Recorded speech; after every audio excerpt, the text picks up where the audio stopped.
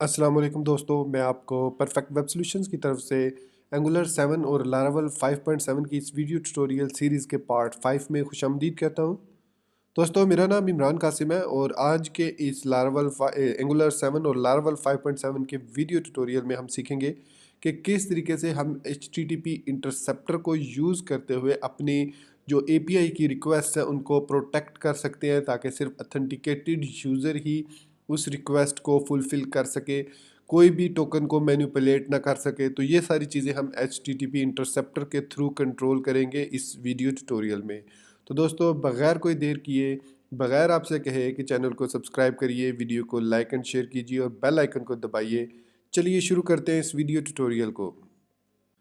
तो जो HTTP interceptor है वो एक बिल्ट इन इंटरफेस है एंगुलर के अंदर, जिसकी मदद से हम क्या कर सकते हैं कि अपनी जो भी रिक्वेस्ट हम अपनी APIs को HTTP क्लाइंट मॉड्यूल के थ्रू सेंड करते हैं उसको इंटरसेप्ट कर सकते हैं। और इंटरसेप्ट करने के बाद उसमें जो नेसेसरी चेंजेस हैं वो नेसेसरी चेंजेस करने के बाद हम उस रिक्वेस्ट को फॉरवर्ड कर सकते हैं। फॉर एग्जांपल, अगर हम यूज़र की प्रोफाइल के लिए डाटा गेट करना चाह रहे हैं तो इसका पहला ये है कि यूज़र अथेंटिकेटेड हो। तो अब हम हर रिक्वेस्ट के लिए अलग से टोकन को गेट करें, फिर सेंड करें, फिर गेट करें, तो it is a overhead time. तो हम इसके लिए एक अलग से इंटरफेस क्रिएट कर देंगे, क्लास क्रिएट कर देंगे जो कि HTTP इंटरफेस को यूज़ करेगी। और हर हमारी रिक्वेस्ट जो API की तरफ जाएगी, जो कि हमारा L5JWT.test पे API बने हुए JWT auth को यूज़ करते हुए इसको जो भी रिक्वेस्ट जाएगी उसमें वो टोकन या जो भी हम वैल्यू पास करना चाह रहे हैं उसको रिक्वेस्ट को, वो हम पास करेंगे ताकि हमारी रिक्वेस्ट प्रॉपरली फुलफिल हो सके without adding extra bit of information in over requests. हम वो हर रिक्वेस्ट में ऐड करेंगे। तो इसके लिए चलिए हम विजुअल स्टूडियो कोड में चलते हैं और यहाँ पर सोर्स के फोल्डर में हमें यहाँ पर एक सर्विस क्रिएट करनी होगी। टोकन इंटरसेप्टर सर्विस कह सकते हैं, ये टोकन सर्विस कह सकते हैं, आप जो भी इसको कहना चाहें। तो मैं यहाँ बिल्ट इन इसका टर्मिनल ओपन करता हूँ। इसके बाद यहाँ पर मैं लिखूँगा ng जनरेट सर्विस और इसका नाम मैं दे दूँगा टोकन और इसके बाद मैं इस पर एंटर प्रेस कर दूँगा। तो ये हमारी टोकन सर्विस क्रिएट हो जाएगी। तो आप देख सकते हैं token dot service dot ts file create हो चुकी है। तो यहाँ पे token dot service dot ts file में हम जाएंगे। अब ये चूँकि इंजेक्टेबल सर्विस है तो इसमें सबसे पहले हमें यहाँ पर 4 क्लासेस चाहिए होंगी। सो इंपोर्ट करेंगे हम, बल्कि मैं इसको यहाँ से ख़त्म कर देता हूँ और यहाँ पर लिखूँगा HTTP इंटरसेप्टर। और HTTP इंटरसेप्टर जो है ये ऑटोमेटिकली इसको इससे इंपोर्ट करता है, लेकिन मैं यहाँ पर ये A-HTTP- इंटरसेप्टर जब लिखूंगा तो ये हमारी एक एम्प्टी रिक्वेस्ट पूरी क्लास क्रिएट कर देगा। ये हमारा स्निपेट है एंगुलर 7 का। इसको मैं इंटर प्रेस करता हूँ तो आप देख सकते हैं कि इसने सेम जो ये अभी हमने सर्विस जनरेट की थी वही उसने क्लास क्रिएट कर दी है विद हेडर इंटरसेप्टर। तो यहाँ पर मैं इसको टोकन सर्विस कह देता हूँ क्योंकि ये हमारे पास है टोकन सर्विस। फिर उसके बाद हमारे पास ये इम्प्लीमेंट कर रहा है HTTP इंटरसेप्टर को और फिर इसका एक मेथड है इंटरसेप्ट का मेथड, उसको यहाँ पर हम ओवरराइड कर रहे हैं। और इस फंक्शन के अंदर हम अपनी जो भी रिक्वेस्ट है उसको सेंड करेंगे अपने API को क्लोन करने के बाद। क्लोन इसलिए करेंगे क्योंकि हम जो रिक्वेस्ट सेंड होती है उसके अंदर कोई चेंजेस नहीं कर सकते, बल्कि हम उसको क्लोन करेंगे और क्लोन करने के बाद जो न्यू रिक्वेस्ट बनेगी उस रिक्वेस्ट को हम उस API को फॉरवर्ड करेंगे ताकि हमारा प्रॉपरली इंफॉर्मेशन जो है वो स्टोर हो सके। तो जैसे मैंने आपको फर्स्ट पार्ट में दिखाया था कि जब हम ऑथोराइजेशन हेडर को 2 तरीक़ों से सेंड कर सकते हैं। इसका एक तरीका है कि ऑथोराइजेशन को यूज़ करिए, दूसरा इसका तरीका है कि आप इसको टोकन के थ्रू सेंड कर सकते हैं, मतलब URL में उस टोकन को पास कर सकते हैं। तो मैं जो मेथड अभी यूज़ करूँगा वो ये वाला मेथड है ऑथोराइजेशन हेडर के थ्रू। तो ये हैंडल हम करेंगे इस token dot service dot ts file में जो हमने अभी इम्प्लीमेंट किया HTTP इंटरसेप्टर को यूज़ करते हुए। इसके 2 पैरामीटर है, एक रिक्वेस्ट है और एक नेक्स्ट है। तो HTTP रिक्वेस्ट जो है ये बेसिकली हमारी जो भी रिक्वेस्ट आएगी वो इस रिक्वेस्ट वेरिएबल में आएगी। फिर हम उसको नेक्स्ट मूव करेंगे, ये देख सकते हैं नेक्स्ट हैंडल उस रिक्वेस्ट को जहाँ पर भी आप सेंड करना चाह रहे हैं आप उसको सेंड कर सकते हैं। तो यहाँ पर अब मैं लिखूँगा रिक्वेस्ट डॉट रिक्वेस्ट बल्कि लिखूँगा दिस डॉट नहीं, request is equal to request dot clone sorry clone लिखेंगे, हम इसको क्लोन करेंगे रिक्वेस्ट को, और इसके अंदर हम क्लोन के लिए ऑब्जेक्ट पास करेंगे। सबसे पहला सेट हेडर्स। अब सेट हेडर हमें एक फर्दर एक ऑब्जेक्ट लेगा ऑथोराइजेशन का, और इसके अंदर हम ऑथोराइजेशन के अंदर यहाँ पर टेम्पलेट स्ट्रिंग लिटरल को यूज़ करेंगे और इसके अंदर पास करेंगे बीयरर, क्योंकि यहाँ पर अगर आप देखें तो इसमें हमें यहाँ पर बीयरर लिखना पड़ता है, फिर एक स्पेस, फिर उसके बाद हमें एक टोकन गेट करना है। तो चूँकि अब हम इसको local storage dot get item into access token कर सकते हैं। तो ये हमने ऑथोराइजेशन रिक्वेस्ट क्रिएट कर ली और साथ ही इसको रिटर्न कर दिया नेक्स्ट हैंडल पे। अब दोस्तों ये रिक्वेस्ट हर जो भी ऑथेंटिकेटेड रिक्वेस्ट होगी, जो भी एपीआई की तरफ रिक्वेस्ट जाएगी, उसमें ये ऑथोराइजेशन हेडर जो है वो अगर अवेलेबल है तो वो ऐड होगा, अगर अवेलेबल नहीं है तो एपीआई जो हमने क्रिएट किया है वो ऑटोमेटिकली उस को रिजेक्ट कर देगी अगर उसमें टोकन रिक्वायर्ड है। जैसे हमारा रजिस्टर्ड और लॉगिन का जो फंक्शन है उसमें हमें ज़रूरत नहीं है रिक्वेस्ट टोकन की, तो उसमें अगर टोकन जाता नहीं भी जाता तो कोई प्रॉब्लम नहीं होगी। लेकिन जो हमारी प्रोफाइल है जिसको हम एडिट कर सकते हैं, वो अगर हम एक्सेस करते हैं तो उसमें हमें गेट आइटम एक्सेस टोकन का होना ज़रूरी है। अच्छा, इस एक्सेस टोकन को प्रोटेक्ट करने की रिस्पॉन्सिबिलिटी भी उस यूज़र की होती है जो इसको अपने कंप्यूटर के ब्राउज़र के लोकल स्टोरेज में सेव करता है। तो इसलिए जब हम लॉग आउट करते हैं तो मैं उस टोकन को रिमूव कर देता हूँ ताकि वो टोकन दोबारा से यूज़ ना हो सके।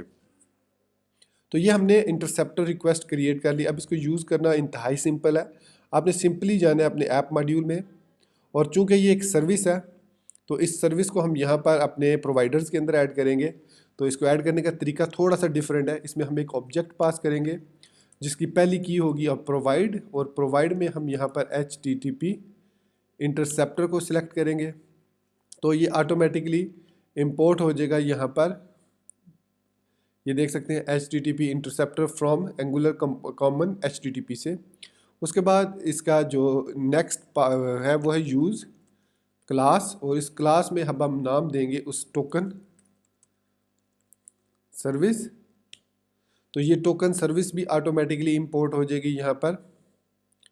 ये देख सकते हैं टोकन सर्विस भी टोकन डॉट सर्विस से इंपोर्ट हो चुकी है। और जो नेक्स्ट है वो है मल्टी। मल्टी इसको हम ट्रू इसलिए करेंगे ताकि हमें मल्टीपल हेडर्स जो है वो मल्टीपल लोकेशंस पे, सपोज एक रिक्वेस्ट पे हम ऑथोराइजेशन टोकन ऐड कर रहे हैं, नेक्स्ट रिक्वेस्ट पे हम हो सकता है कंटेंट टाइप भी ऐड करना चाह रहे हो, तो इस मल्टी ट्रू का मतलब है कि हम मल्टीपल टाइम उस हेडर को चेंज कर सकें। अगर हम इसको फॉल्स कर देंगे तो हम एक ही दफ़ा उस रिक्वेस्ट को चेंज कर सकते हैं। तो इसको आपने मल्टी ट्रू लाजमी रखना है। तो अब ये हमारी रिक्वेस्ट क्रिएट हो चुकी है, सर्विस सक्सेसफुली क्रिएट हो चुकी है। इसको टेस्ट करने के लिए हम लॉग आउट के साथ इसको टेस्ट करेंगे क्योंकि लॉग आउट में टोकन का होना ज़रूरी है। तो मैं यहाँ पर जाता हूँ अपने नैव बार में, और सॉरी एपीआई सर्विस में, और एपीआई सर्विस में जहाँ पर हमने लॉग आउट का फीचर ऐड किया था लॉग आउट यूज़र, इसमें अगर आप देखें तो हम इसको पोस्ट रिक्वेस्ट के साथ यहाँ पर token as a URL send कर रहे हैं, as a URL string send कर रहे हैं। और ये URL स्ट्रिंग हम देख सकते हैं अपनी नेटवर्क की टैब में ब्राउज़र की। अगर मैं इसको अब यहाँ पर आता हूँ और यूज़र को लॉगिन करता हूँ पहले, तो admin@admin.com, और यहाँ पर मैं लॉगिन होता हूँ। तो ये देखिए लॉग आउट हो चुका है, लॉगिन हो चुका है सॉरी। अब अगर मैं लॉग आउट इसको करता हूँ यूज़र को, मैं यहाँ पर जो चीज़ आपको दिखाना चाह रहा हूँ, यहाँ पे नेटवर्क टैब में हम आएंगे, इसको मैं क्लियर कर देता हूँ और लॉग आउट पर क्लिक करता हूँ। ये मैंने लॉग आउट पर क्लिक किया और सक्सेसफुली लॉग आउट, ये मैंने अलर्ट लगाया हुआ है, वो मैं आपको भी दिखाता हूँ कहाँ पर मैंने लगाया। तो सक्सेसफुली लॉग्ड आउट मैंने यहाँ पर ओके किया। तो अब आप यहाँ पर देख सकते हैं लॉग आउट में हमारे पास ये जो रिक्वेस्ट है यहाँ पर, सॉरी यहाँ पर ये जो रिक्वेस्ट है हमारी, ये वाली रिक्वेस्ट जो है ये सेंड हो रही है इसके साथ हेडर के साथ। तो इसमें हमारे पास ये पोस्ट रिक्वेस्ट है, और इसके बाद यहाँ पर हमारे पास इसको ये देख सकते हैं आप, टोकन की जो है रिक्वेस्ट पे लोड के तौर पर ट्रांसफ़र हो रही है, मतलब वो उसके साथ रिक्वेस्ट के साथ जा रही है, ठीक है। लेकिन यहाँ पर अगर आप देखें तो header request, header provisional headers are shown, इसमें ऑथोराइजेशन के साथ यहाँ पर बीयरर भी अब मौजूद है हमारे पास, जो इंटरसेप्टर ने इसको यहाँ पर ऑथोराइजेशन के अंदर ऐड कर दिया। तो इसका मतलब है कि अगर मैं इस एपीआई सर्विस में इस ऑब्जेक्ट को एम्प्टी कर दूं, ये देखिए इसको मैंने अब एम्प्टी कर दिया, अब इसके अंदर कोई भी मैं पास नहीं कर रहा, एक एम्प्टी ऑब्जेक्ट पास कर रहा हूँ सिंपली। तो इस सूरत में क्या होगा, अब मैं दोबारा लॉगिन करता हूँ यूज़र को admin@admin.com और लॉगिन किया, लॉगिन हो गया सक्सेसफुली। अब मैं इसको दोबारा से लॉग आउट करता हूँ, तो ये देखिए सक्सेसफुली लॉग्ड आउट का मैसेज आया और ओके कर दिया मैंने। और यहाँ पर अब मैं अगर लॉग आउट में आता हूँ तो यहाँ पर अब आप देख सकते हैं कि हमारा BRL टोकन मौजूद है और इंटरसेप्टर जो पे लोड है, रिक्वेस्ट पे लोड, वो एम्प्टी है इस वक्त। आप यहाँ पर रिक्वेस्ट पे लोड देख सकते हैं कि नो प्रॉपर्टीज़ यहाँ पर लिखा हुआ आ रहा है। मैं इसको जूम करके दिखा देता हूँ आपको। ये देख सकते हैं नो प्रॉपर्टीज़, मतलब हम कोई भी रिक्वेस्ट के साथ सेंड नहीं कर सकते। अब ये जो हमारा इंटरसेप्टर है, इसकी मदद से ना सिर्फ हम टोकन को वेरीफाई करवा सकते हैं, बल्कि यूज़र को जब मतलब ये एक्सेस टोकन हो सकता है, जो एक्सेस टोकन हम सेंड कर रहे हैं वो फेक हो। मैं इसको आपको दिखा सकता हूँ यहाँ पर। तो यहाँ पर मैं लॉगिन अगर करता हूँ admin@admin.com और सेंड किया, तो ये अब हमारे पास लॉगिन हो चुका है यूज़र। तो अगर मैं इसको एप्लीकेशन टैब में जाता हूँ, यहाँ पर एप्लीकेशन टैब किधर गई, एप्लीकेशन टैब, और ये हमारे पास टोकन है, इसको मैं एडिट करता हूँ और एक ही जगह जो लास्ट करैक्टर है उसको मैंने एक ही जगह बी कर दिया। अब मैं यूज़र को लॉग आउट करूँगा तो ये हमें एरर शो करेगा, क्योंकि ये जो टोकन अब जा रहा है ये टोकन इनवैलिड टोकन है। मैं इसको लॉग आउट करता हूँ तो ये कह रहे हैं सक्सेसफुली लॉग्ड आउट। हालांकि यहाँ पर वो एरर भी आया था लेकिन उसने सक्सेसफुली लॉग्ड आउट कर दिया। और यहाँ पर इसकी रीज़न ये है कि मैंने क्या किया, यहाँ पर जो API सर्विस है, आई थिंक मैंने यहाँ पर लॉग आउट यूज़र में यहाँ पर ये मैसेज को लिया और इसके बाद मैंने इसकी जो, मैं ओपन करता हूँ इसको, जो हमने JWT ऑथ क्रिएट किया उसमें शायद है L5JWT, इसको मैं सबलाइम टेक्स्ट के साथ ओपन कर लेता हूँ अंदर।